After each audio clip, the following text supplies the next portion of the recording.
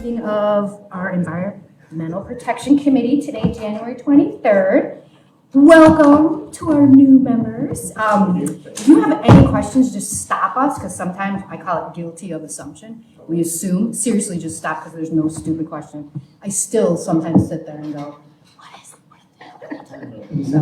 So anyway, but you're going to love the best committee that there is in all of the legislature.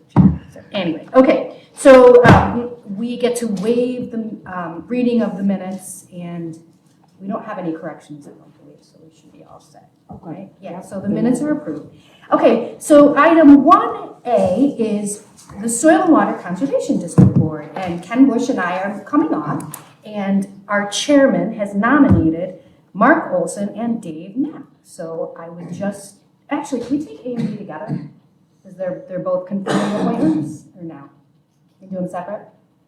Doesn't matter. Diversity attorney. Oh, you know what, we can do them separate. I mean, you can do, well, I guess it'd just be if there's a different vote at each, since they are different resolutions, right? We won't have to make it so complex. I'm just trying to save us time. Okay, so Burtis has nominated Mark Olson and Dave Knapp because they have two legislators to serve on the board. So can I get a motion, please? Okay, motion, Legislator Romeo, and a second from Legislator Cody. Any discussion? Okay, all in favor? And the motion carries. Okay, so the next are to confirm two current members, Jessie Lyons, who's really awesome. I want to bring Jessie in here, so when you meet her someday, she's really cool. She's an urban farmer. So what the board has really tried to do is bring not just rural land, Knapp land, Abbott land, in the middle of nowhere, but to bring a city girl, and she's amazing, so you'll meet her at some point. And James Pollard, who's also on there as well. So I need a motion for item 1B. Thank you. Okay, Legislator Brown, and a second. Second. Legislator Kelly, any discussion? All in favor? And the motion carries. Okay, so now we have WEP coming up to the table. So Shannon couldn't be here, so come on up. We have items 2A and 2B. Item 2A is a resolution for the sanitary district. And item B, he's going to need to explain this. It's a bond resolution. So please introduce yourself, everybody. Sounds good. My name is Eric Schuler. I'm a deputy commissioner with WEP. For those that I haven't met, thank you for the time today. You've been here like a year now? A little over a year. About 15 months okay, maybe. Awesome. How's it's it going? gone quick. Good. Yeah. Quick is good. That means you're busy. Anyway, so can you explain item 2A to us before we put it up? So yes, for this resolution, it's for a project authorization, right? We have a number of projects listed that we're looking to move forward on. These were all projects that were listed within the approved 2024 to 2029 capital plan that went in front of the ledge last fall. Nothing too new. They're carry forwards from a lot of previous years. We're just at the point where we're moving forward with these projects or looking to move to the next step with them. Okay, and so can you just give a brief overview of which ones we were talking about? So we're talking about the Camillus Force Main improvements. This is phase 2. There was a prior phase a number of years ago where we did some rehabilitation, some replacement of some existing infrastructure that we own in Camillus. This is the next phase. It's a lot of rehabilitation, some replacement of existing pipelines that have exhibited advanced failures. So looking to renew that, prevent leaks, etc. We don't like to have that happen typically. Those are also pressurized force mains. As for the other project, which is item B, the asset renewal, that's for a number of items typically at our Metro campus. We have 2 to 3 different studies related to existing facilities that those existing facilities are past their functional use. These are studies to evaluate the next steps. What do they need to be done to essentially renew and move forward? The other 2 items that are lumped under asset renewal, those are essentially replacement of a pipeline that is a low dollar amount on campus that we need to address, and replacement of some media in one of our filter buildings. So those are not a lot of engineering needs for those. Pump station and force main improvements, that's item C. That's for 3 pump stations within the city of Syracuse limits that we have ownership for. They're on Richmond, Sackett, and Taylor Streets, so 3 separate locations, very small. All of them have outlived their useful service life. They're not that intensive of a project. It's essentially replacing pumps, a little bit of piping and valve replacement. and some concrete structure rehab and replacement, but not a lot of intrusion to the public for those 3 items. And then the 4th item that we're talking about today, White Pine Route 31 sewer expansion.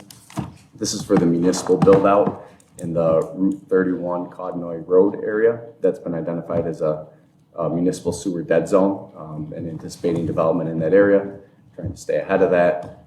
This municipal infrastructure would be required in order to actually build that out.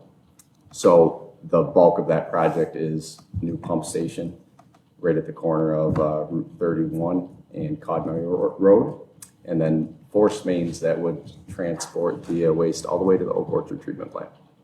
So it's a pump station and a piping project. So it's a huge number? Very large. Yep. Very large. Okay, so yes. This is literally the longest agenda, or the packet I've seen. I'm just kidding. I was like, 485 pages. So if you didn't get through it, yeah, just welcome. Does anybody have any questions? I can go through every page and secret and everything if you want. I started and I stopped at like 17 and was like, we're just gonna call Shannon. I want to know more about the Indiana bat. It's okay, I can talk about it. Depends on what you want to know. So I do have 2 questions. Yeah. Is this White Pines project, I can't remember, there was the property that we had to purchase, that strip of land, is that related to this? Yep. Okay, so everything that purchased of that land is finished and we have it in?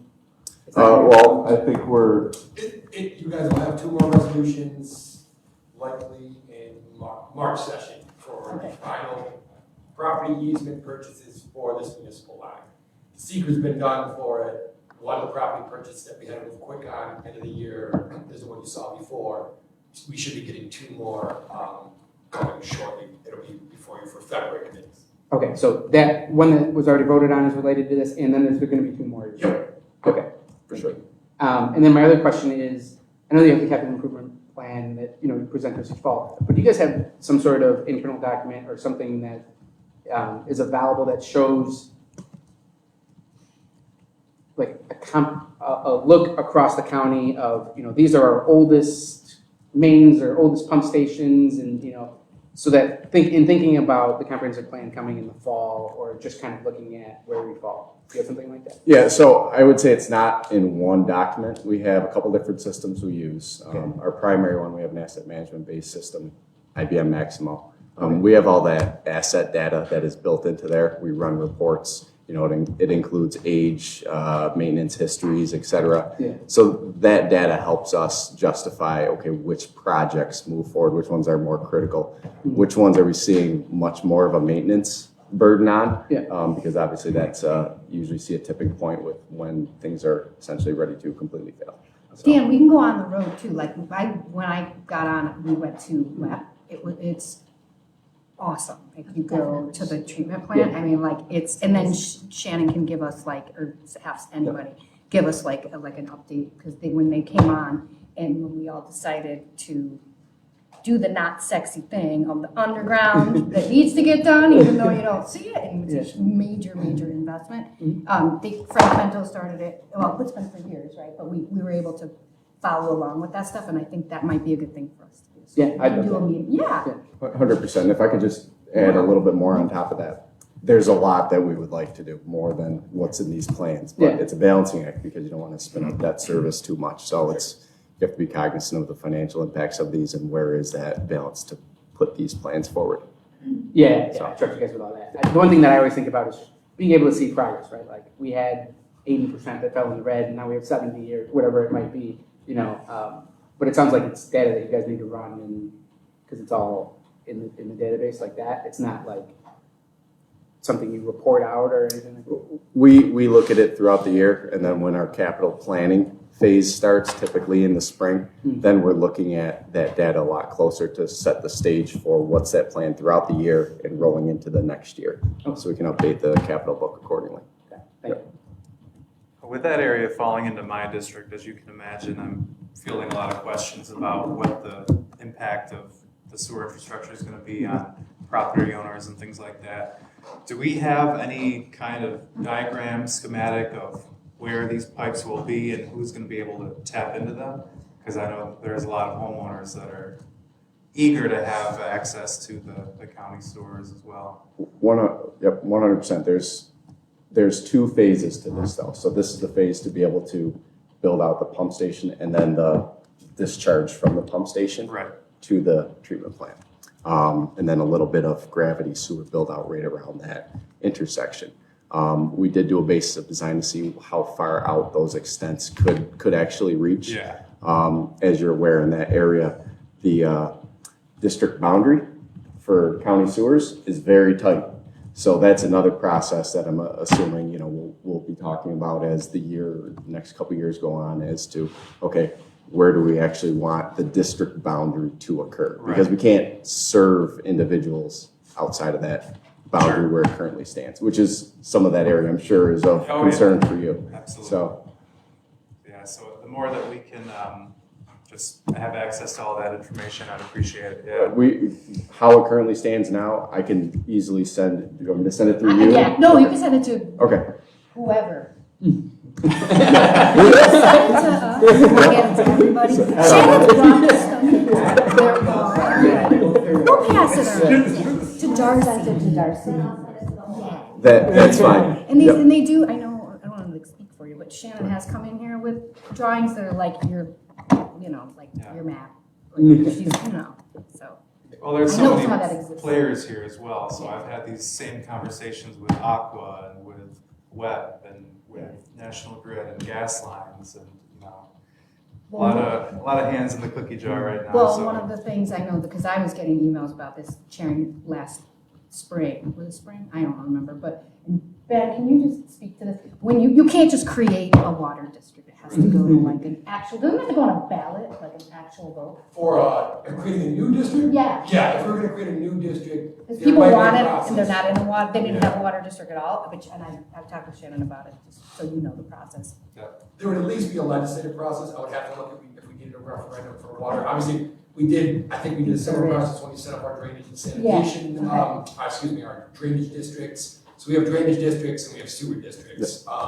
And actually we do have a metro water board. So there is a process set forth in statute as to how to do it. I'm not positive. Joe might know as to. Towns have the ability to create districts as well. Yeah. And that goes through the town board process to get comptroller approval to do it. It is subject to permissive referendum, so if 5% or more of the last voters in the town want to vote to put it to ballot, it goes to a townwide ballot. And I remember her saying, it's a minimum of 5 months. That's what Shannon was saying, people were asking me time frames. More like 2 years. Yeah, there you go. Yeah. But as for future build out, the routes that we chose, the alignments for these force main routes to discharge to the treatment plant, run along roads that would make it easy to build out from there. Sure. So the tie-ins would be easy down the road. We're just giving you some cover. Okay, because is everybody good or anybody have any other questions? Okay, so then I just need, thank you so much. I just need a motion for item 2A, please. I'll move it. Okay, Legislator Kelly, second. Legislator Cody, any discussion? All in favor? And item 2A passes. And 2B, please, can I get a motion? I'll move it. Legislator Kelly, I'm like Cody Kelly, Cody. So far, so I'm good. sweating for you, okay? Can I get a second, please? Second. Okay, Legislator Romeo, any discussion? All in favor? And 2B carries. Thank you. Motion to adjourn? Thank you, Legislator Brown, second. Deb, Cody, and we're good. All right. Thank you. That is tricky. I put your things on. Good luck with that.